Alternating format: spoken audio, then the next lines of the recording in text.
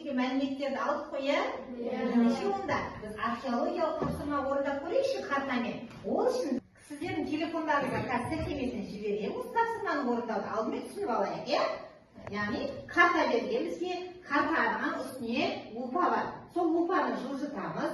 Лупаны қорғанның орналасқан жеріне, алтын табылған қорғанның орналасқан жеріне апарған кезде, сол лупаны алтын сандықтың, немесе сол бір белгіні тауып аламыз. Белгіні тауып аламыз да, сол жерден алтын адамды табады екен, сол белгіні басқан кезде. Сөйтіп, тапқан артефактілерді зерттейміз, олардың атауын және алтын адам туралы өзіміздің ойымызды жазамыз. Түсіндіңдер ма? Қандай тапсырманы орындайтынын түсіндіңдер ғой, иә? Міне, қазір сіздерге сілтемені жіберемін. Содан кейін, міне, лупа деп айттым ғой, міне, лупа жүр, иә? Соған алтын адам табылған жерді өзіміз лупамен тауып аламыз, иә? Ал олай болса, қазір телефондарыңызды ала қойыңдар, сонда телефонмен орындалады екен, сілтемемен жіберем. Телефондарыңызға сілтемесін салдым. Барды ма сілтемесі? Иә. Енді сіздер телефонмен орындаңыздар. Тақтадан да көрсетіп орындайын дегендер бар ма? Кім орындай алады тақтадан да көрсетіп? Керек ғой, Аяна. Қалғандарымыз телефоннан орындай берейік, сосын Аянаны тексереміз. Иә, Аяна.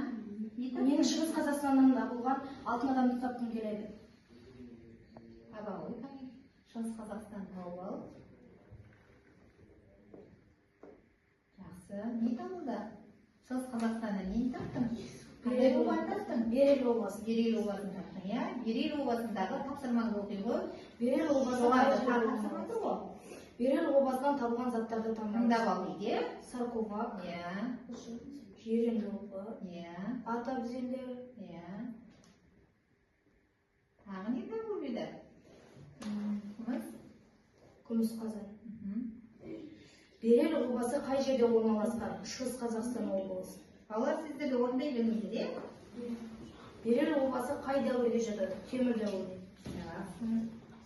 Берел обасынан табылған саркофагтың ерекшелігі неде? Ол ағаштан жасалған. Берел обасынан табылған жылқы сүйектерінің саны шамамен қанша? 13. Берел обасы қай жылы ашылған? 1998. Жақсы. Қане, жабағы. Қызық болды ма балалар? Картаны көргеннен гөрі картаның ішіне үңіліп тапсырманы орындап археологиялық зерттеу іздеген дұрыс па екен? Жақсы екен? Қызықты болды ма?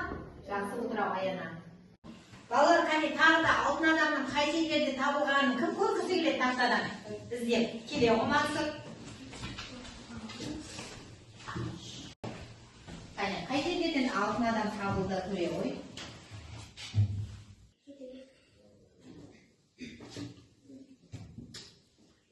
Иә.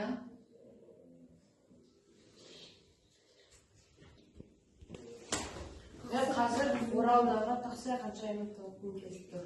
Ал таба ғой.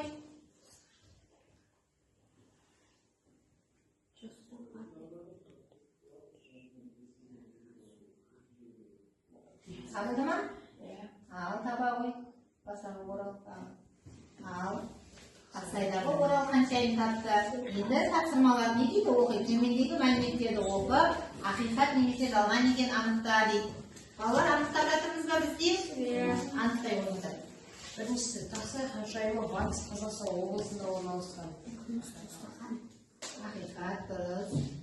Тақсай ханшайымы сақ дәуірінің ескерткіші болып табылады. Тақсай ханшайымы тек бір қабір табылған жоқ. Тақсай ханшайымынан табылған әйелдің басына алтын тәж кигізілген. Ақиқат. Тақсай ханшайымы 1990 жылы ашылған. Жалған.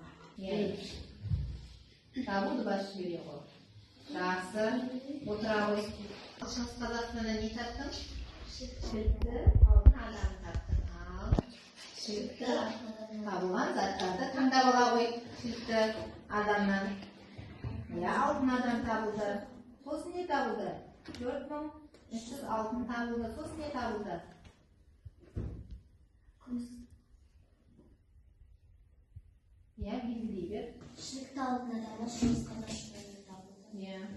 Шілікті алтын адамы қай дәуірде? Сақ дәуірінде. Кішілікті алтын адамы қанша алтын бұйымнан тұрды? 4300-ден. Жақсы. Кішілікті алтын адамы қай жылы табылған? 1969 жылы. Кішілікті алтын адамы қандай материалдардан жасалған? Тек алтыннан. Жақсы, отыра ғой.